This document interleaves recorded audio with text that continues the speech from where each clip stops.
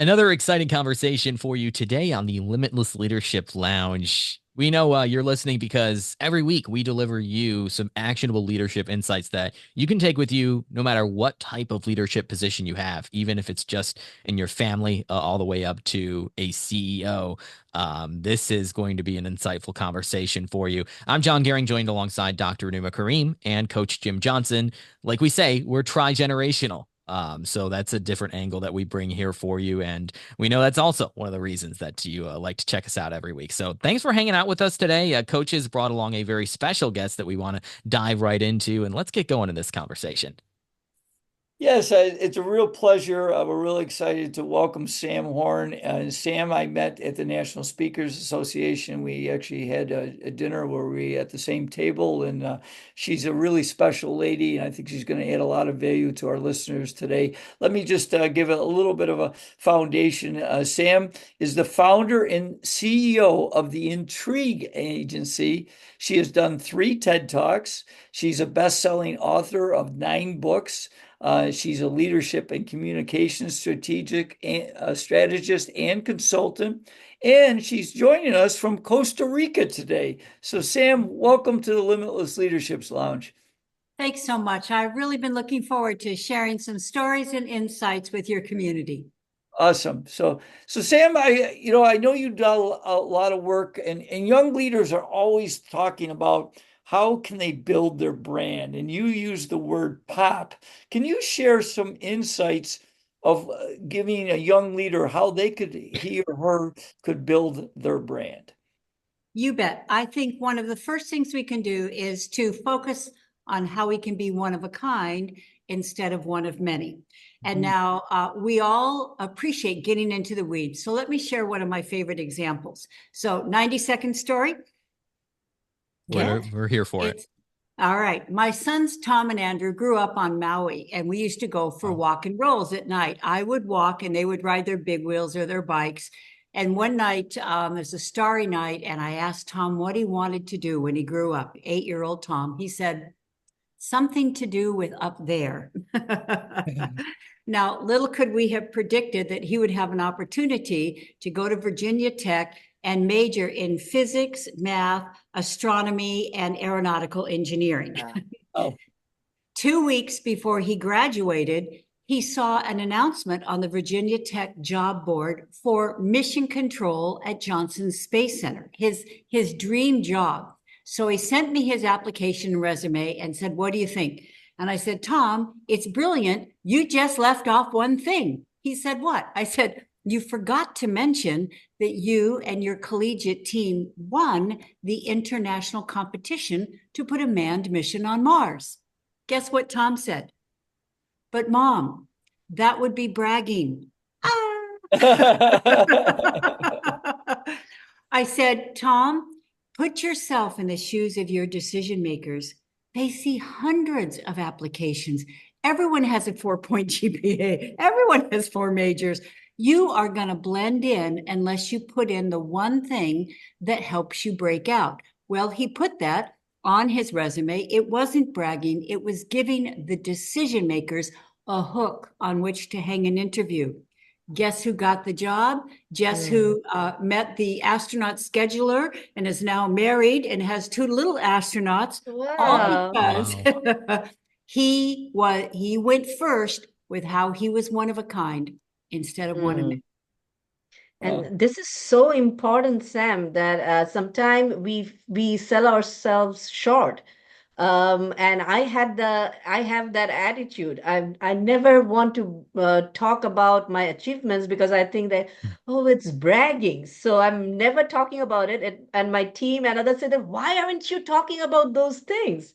And that's that really matters. So now I'm trying to develop, like, what are the things I should be talking about? So thanks for bringing that out.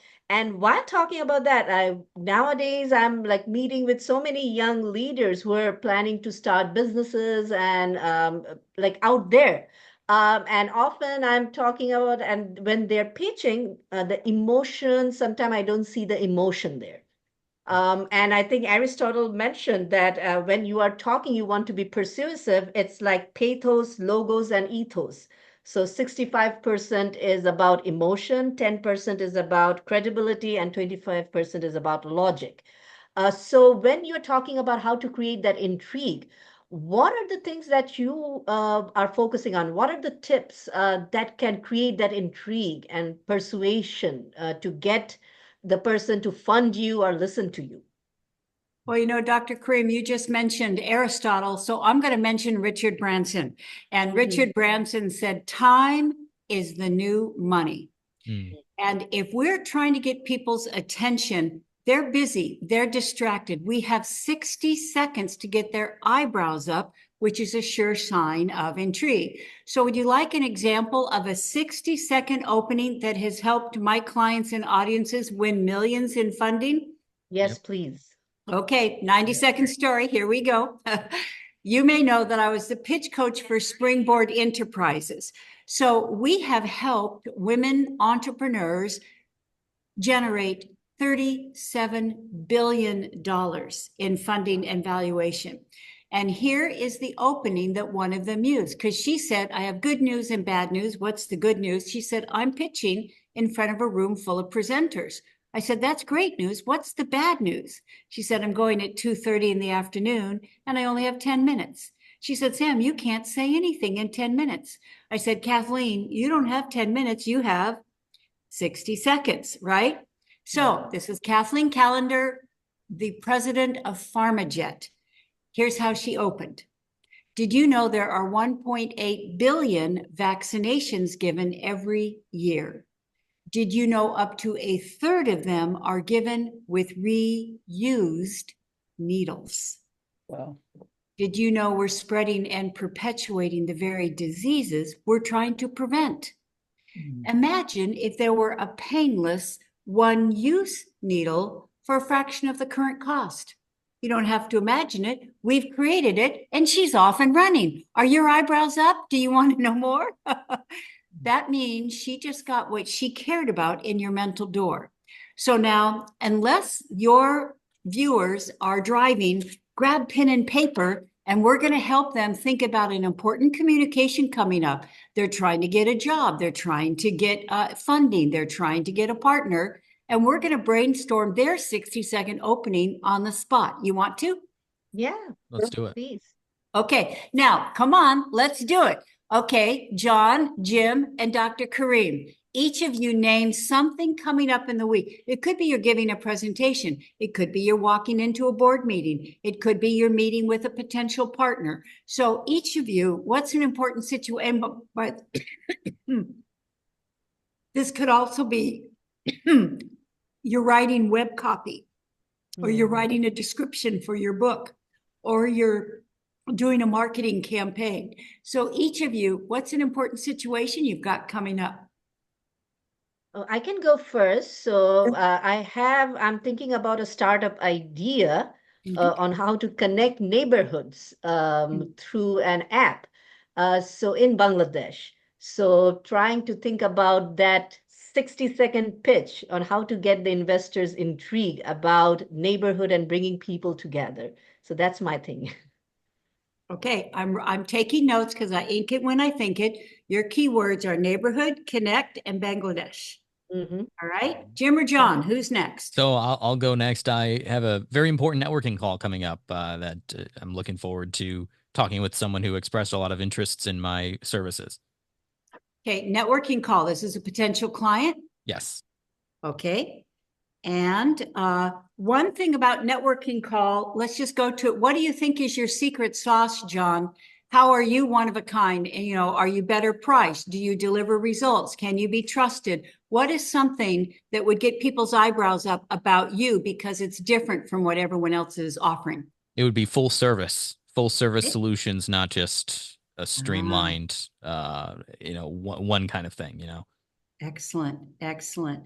Okay, now for everyone listening, I hope you're doing this too.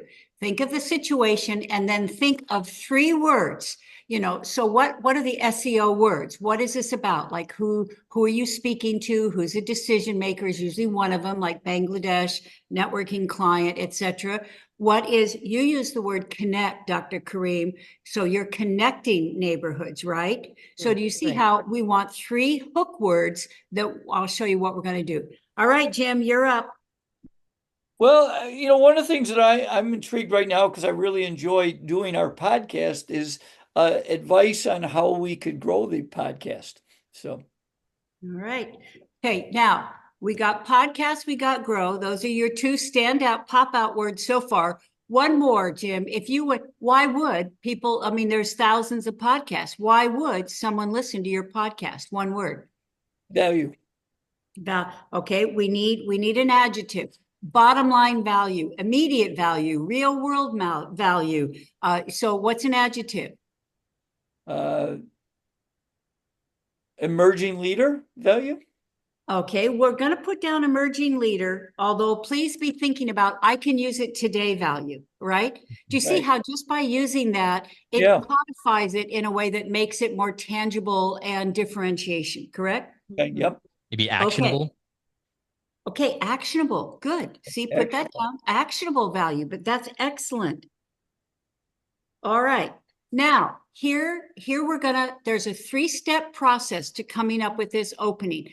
And the first is do not tell, because we've been taught to tell people what we're going to tell them, and then tell them what we told them. That's a prescription for being a bore, snore, or chore, right? No, we're going to ask 3 did you know questions with startling statistics. So step number 1, write down, we're going to ask 3 did you know questions with startling statistics. Now, if we had time, I would say, Dr. Kareem, just go and search right now, and you would put what are startling statistics about neighborhoods and Bangladesh, right? Yeah.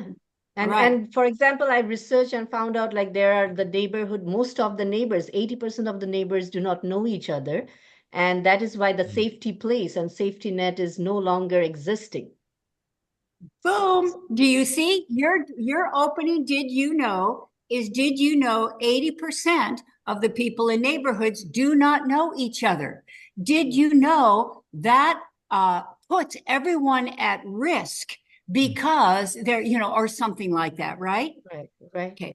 Now, by the way, the goal, notice I said startling statistics, because if we say something that people already know, that's an eye roller. Oh, well, that's obvious. Well, everyone's heard that, and we just lost him at hello, right? So the statistic is, I didn't know it was that bad. I didn't know that many people were being affected. I didn't know that it was getting worse. Do you see how? Oh my goodness. Oh my goodness. That's the role of those did you knows. And we turned a monologue into a dialogue in the first 20 seconds by asking instead of telling, right?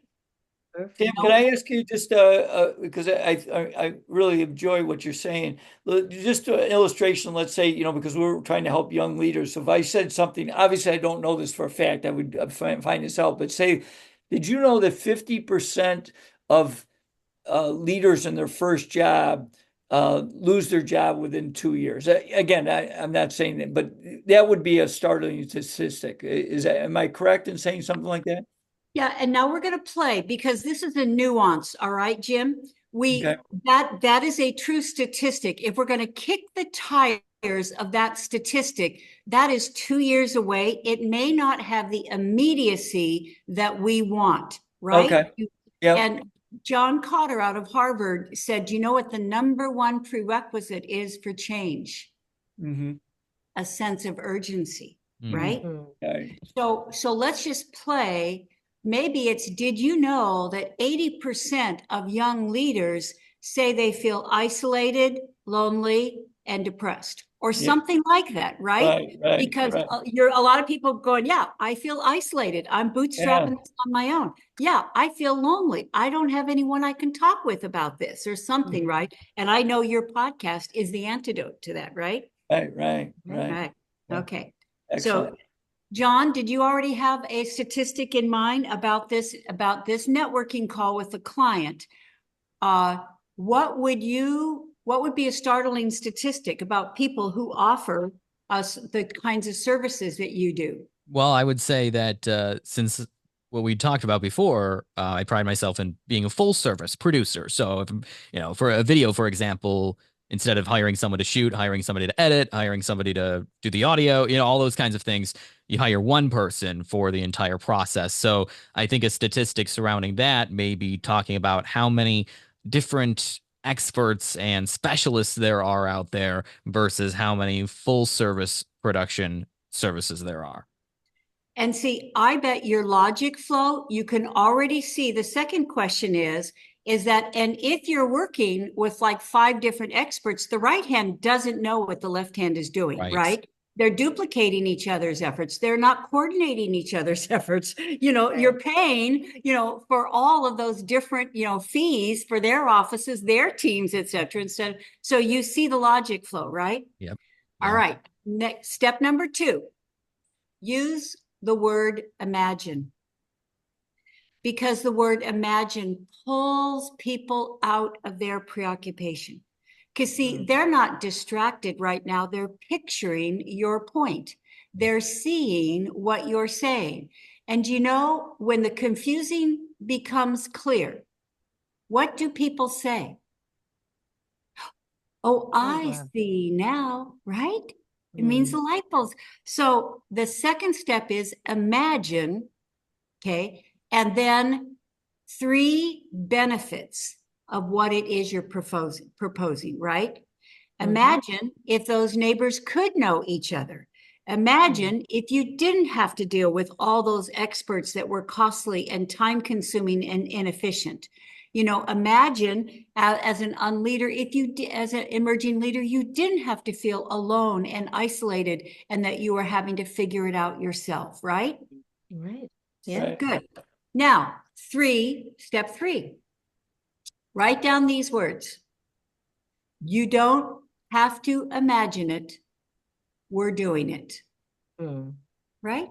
See? Right. And now you come in with your precedents and evidence to show this is not pie in the sky. This is not speculative. It's a done deal. And you can vouch for it. So John, you would say, you don't have to imagine it.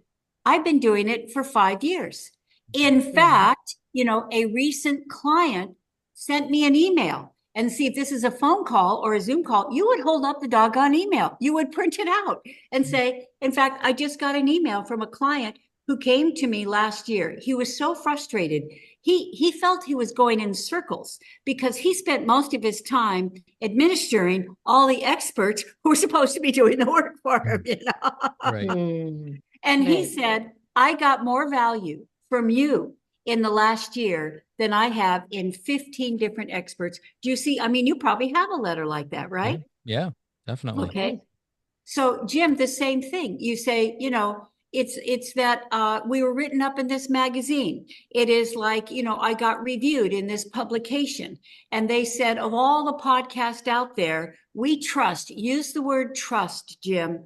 We trust your podcast to deliver actionable, I can use it today results every single time. And furthermore, by using real life examples, I feel like I'm not alone anymore. I realize other people are having the same challenges I have. I hear from success stories of people who were just like me a year ago, and now they're, da-da-da. And Dr. Kareem, you would say, now, you have a track record of getting results, right? Right. Yeah, because I have been organizing neighborhood festivals for last 4 years, where I bring neighbors together and creating that environment in different neighborhoods. So that could be one of the credibility. Good. And now, and proof, because it's a skeptical world these days, right? There are a lot of people making a lot of empty claims. And now the purpose of this 60-second opening is to pleasantly surprise people by asking instead of telling, by introducing something they did not know that is startling, that is relevant, that gives them context. To paint the picture of what you're doing that solves that problem, that addresses that issue, that meets those needs, and then to give them proof that this isn't, once again, this isn't an empty claim. Here's a fact. You can take it to the bank. Right. Sam, it's so powerful because it's interesting. I got to tell you this quick story because I think it fits what you're saying. Last week, I was driving actually to go play tennis against somebody. and my phone rang through my car, and I didn't recognize the number, but when I'm driving, I usually will pick it up. And I picked it up, and he introduced himself, and of course, I had no idea who he was. And he said, "Coach, I was in a lecture of yours that you spoke at one of the college I attended, and you made such an impact that I am actually writing a book based on what you shared with me." And Wow. he sent me a copy of the first initial book, so it was pretty powerful. So I Yeah. really brought that out to me when you said that. So So, and see now, Jim, I hope all of you are collecting your stories, right? Mm. Because if someone said, Jim, is it worth writing a book? Right? Boom. You don't explain. Yes, it's worth it. Yes, it takes a lot of time. Yes, but we have to, no. That's infobesity, right? right. You repeat their question. Well, you asked, is it worth writing a book? Well, I just ran into this guy. Do you see how interesting that is? How intriguing that is? It's so off and running. Yeah, great. And that's storytelling, right? And that's something that you've already done so well here on this episode, Sam, is you've told multiple stories. We already know the story of your son. We already know some of the stories, that we were talking about before we even started recording. So I think that's a powerful thing that so many leaders don't use effectively enough because they're running through their agenda. They're staying kind of formal and they're not breaking into stories. So how as a leader do you practice becoming a better storyteller? I'm so glad you said this. Is that some people think, well, I don't have any stories. Come on. Stories are just the interesting things that happen to us or around us. So we're going to start keeping our antenna up for what gets our eyebrows up. So let me give you an example, right? Because I could keep blah, blah, blah explaining why stories work, or I could give you a story of why stories work, right? Right. So I had an opportunity to see Elon Musk speak at the National Press Club.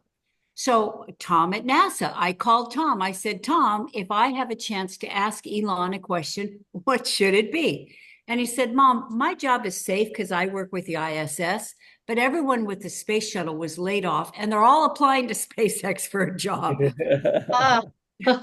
Ask Elon Musk how to get an interview and how to land a job. I had an opportunity to ask Elon Musk that question. He gave a one-word response that is the most profound one sentence response I've ever heard. You ready? Yep. Don't tell me about the positions you've held. Tell me about the problems you solved, Mm. right? So see, Right. you talk about how to be a good storyteller. If you are competing for a contract, if you're trying to convince a potential client to work with you, if you are interviewing for a job, do not give a listicle. And then I held this position, and then I moved here, and then I was head of that, and then I did this. Boring, right? No, Mm. think about the problems you've solved that are relevant to them and put us in the scene of what happened. And so they say, well, we need a self starter. Oh, yes, I'm a self starter. No. You say, I understand that a priority is you're looking for a self starter. Well, here's the time and put people in the scene of a time you Mm. showed initiative. You didn't wait. You took the initiative, and that's how you.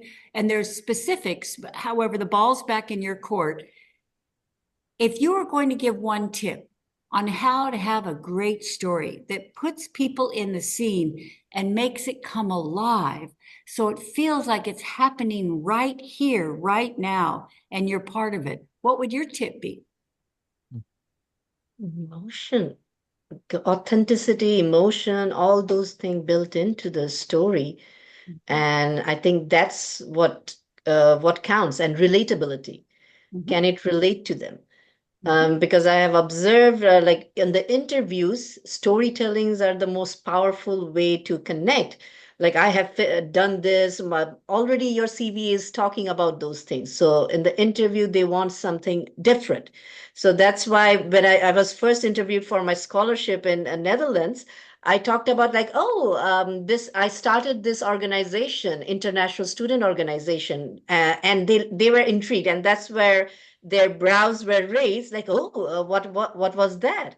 And that's when I tell the story. And the half of the interview went through that story, and the time was passed. And I was chosen for that scholarship program.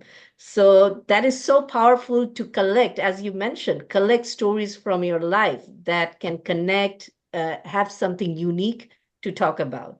Mhm. Well, Sam, I have one thing, I encourage leaders to become the chief storytellers.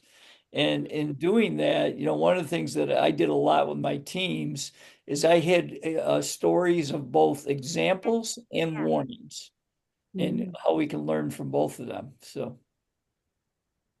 Is that John? You have a favorite story or tip about it? It's a really good question, and I think it's one of those things where sometimes as younger leaders we discredit ourselves because, oh well, I'm 25, I haven't been around as long as Coach has. Coach, I think, coached more years than I lived so far, so that's always a always a challenge. But I guess I would say, for me it's all about finding real profound moments in the everyday. So Mhm. whether that's even a school project that I've done in the past, in my master's program, the teamwork that was required, the handling conflict in a personal situation, those kinds of things, I think, even taking the less dramatic, we're not winning any championships or having a JMac moment like Coach, but taking those every day and making that as relatable as possible, and then extracting some value from that. Mhm. Okay, so you know that I like frameworks, right? So, okay, on your notes, write down vertically WWWAVE.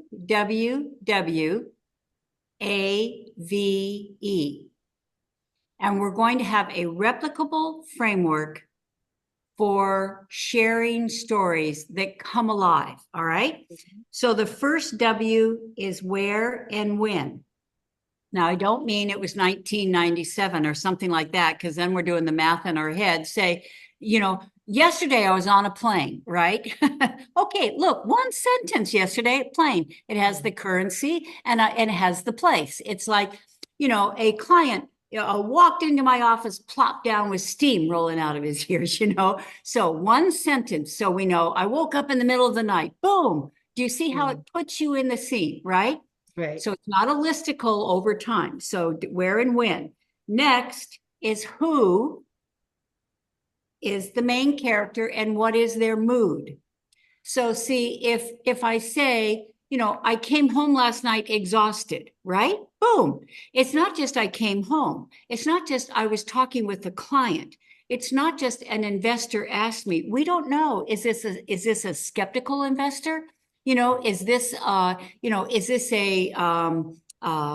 client who's eager to find someone? Do you see how one word can give that emotion and set a mood that gives us this all important human context, right? Right.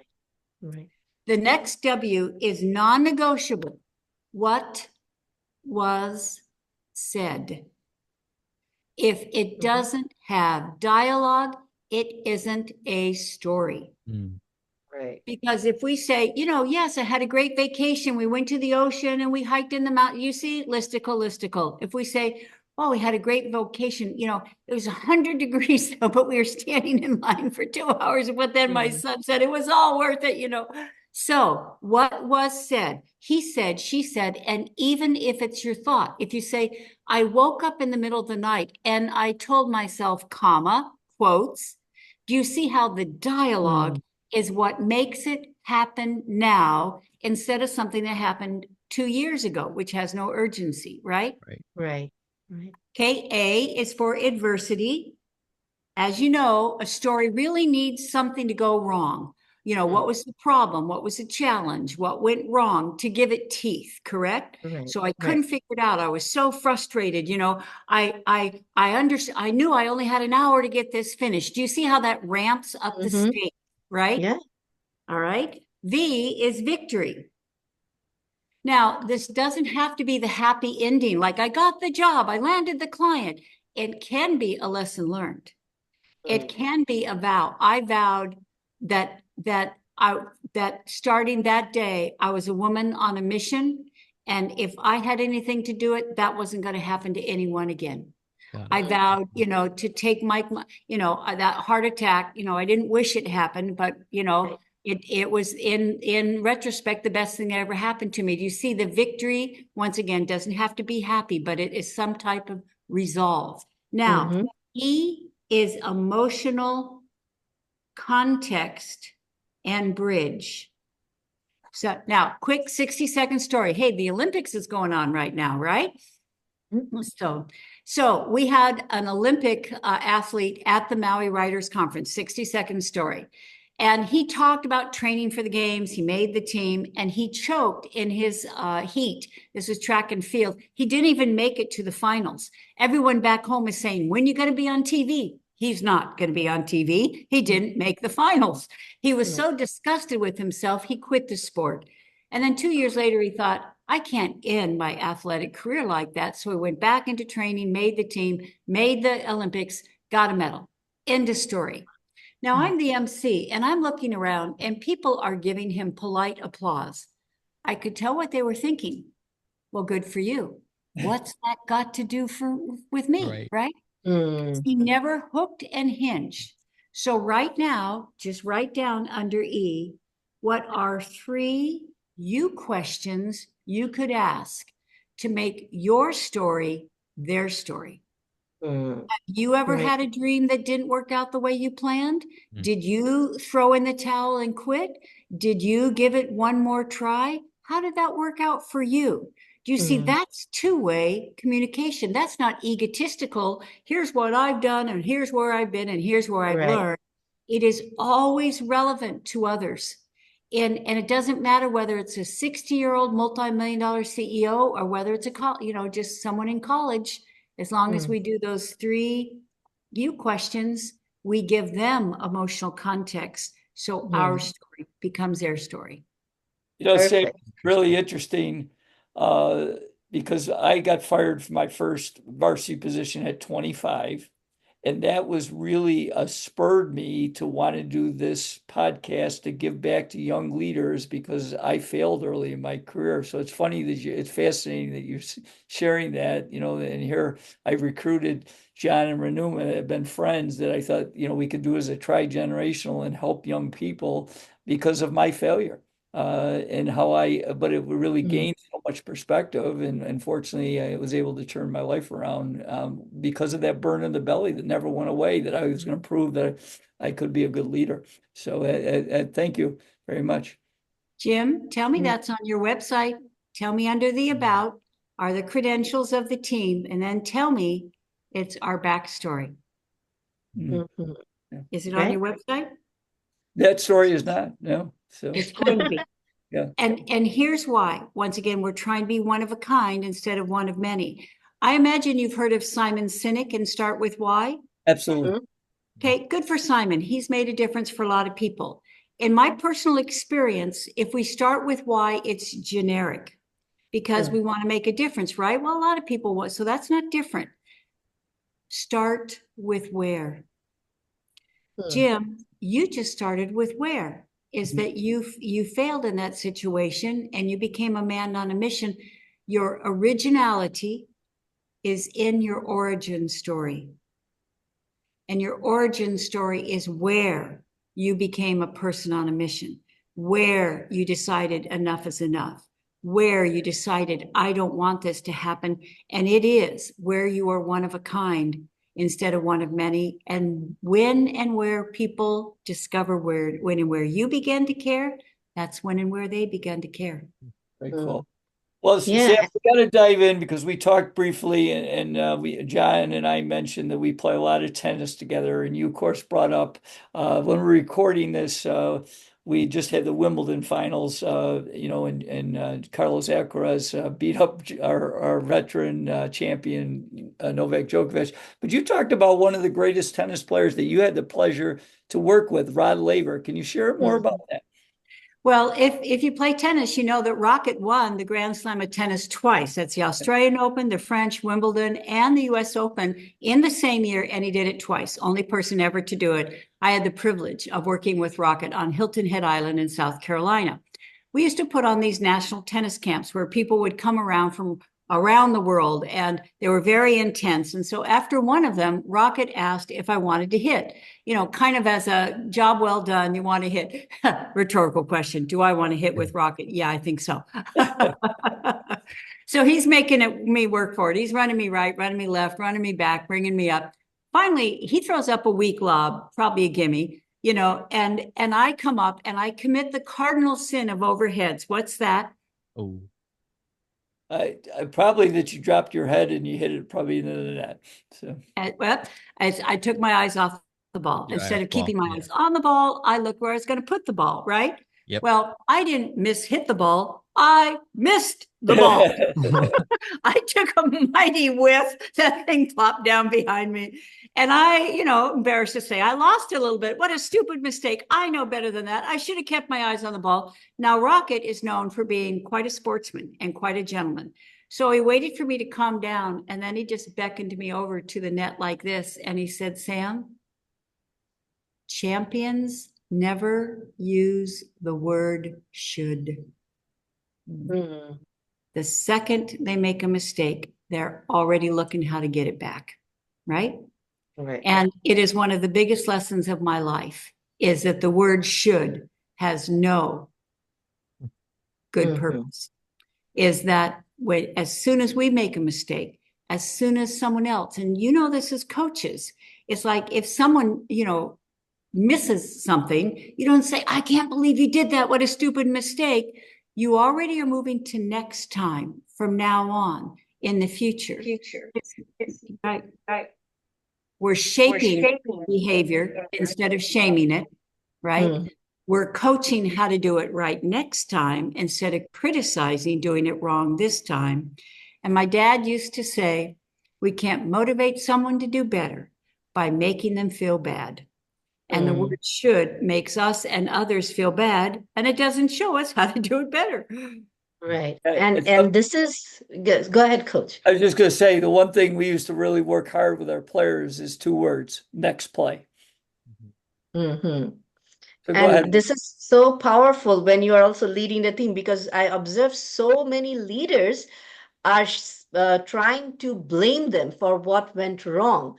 And all the time, like, you should have done this, you should have, and even sometimes my family, because I'm a realist and I always dive in for my dreams, they were saying, see, if I make any mistake, they would say that you should have done that.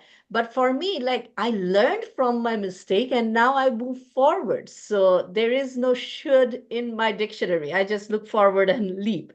So I think that's a powerful advice that you gave. Like, we should, as leaders, not should, like, we have to remove that word should thing from our vocabulary. So thank you for emphasizing on that. One of my question, it was interesting to go through your someday TED talk, and this is also another problem.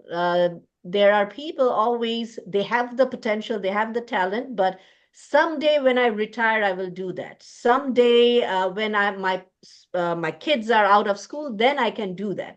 And that someday never comes. And for me, like, I took money from my retirement fund already. I cannot wait for someday. I have to start working now. And that's why everybody think, what are you doing? You're not pragmatic at all. You're doing, like, why are you running? Just wait. And for me, I cannot wait. I have to go for the dreams now. So what are your advice to those who are pausing their dream for that someday to come? Well, let's get out our paper and pen, all right? and put a vertical line down the center of your paper. Because people say, Sam, how does your brain work? I juxtapose everything because I think it's the quickest way to make complex ideas crystal clear. And furthermore, your podcast is how, as emerging leaders, can I give myself a competitive edge? Once again, over on the left, put one of many. Over on the right, put one of a kind. Over on the left, put common. Over on the right, put competitive edge. Right? Now, the publisher who published my Got Your Attention book has a 3-word requirement. for publishing a book. Do you know what it is? Mhm. Show the shift. Hmm. So see, if you're building a business, if you're launching a podcast, if you're getting funding for your community, right now, over on the left, start writing down what's common. You know, what's common in your industry? What are the facts? What's happening? What are the problems?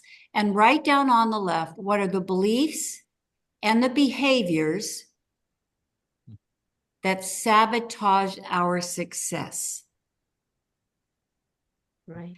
Now, over on the right, put what are the beliefs and the behaviors that support our success? Right? Now, back to your question. At the top, you would put someday is not a day in the week. Mhm. Over on the left, put reasons. Over on the right, put results. Now, see, aviation pioneer, first pilot to break the sound barrier, Chuck Yeager said, at the moment of truth, there are either reasons or results, right? Over on the left, put excuses. Over on the right, put action. So now there's a whole list of that. However, I'm asking everyone watching or listening to think of something they're procrastinating on, to think of something they're promising they're going to do someday, to think of something that they know it's important, but they keep putting it off, to think of something that they know they should do. However, they always have reasons not to do it, right? And you see how just by doing that, and there's a lot more, just like you did, you thought, I got money in the bank, I got savings. That isn't helping me right now. If I want this project to get started, if I want it to be, I'm going to turn reasons into results. I'm going to turn excuses into action. I'm going to turn later into now. And you see how whatever it is in our life, that we are operating with the assumption of an automatic tomorrow. This helps us realize that what we want may not be waiting for us when we're ready for it. Right. Paulo Coelho said, one day we're going to wake up and there won't be any time left to do the things we've always wanted to do. So true. Mhm. I'm always telling my friends and family members when they're talking about like someday this dream will I will go for this dream. I'm like, what if you have a stroke? Like God forbid, but what if something happens? You never know. Like so many of my friends at this age, they like I even lost three or four of my friends.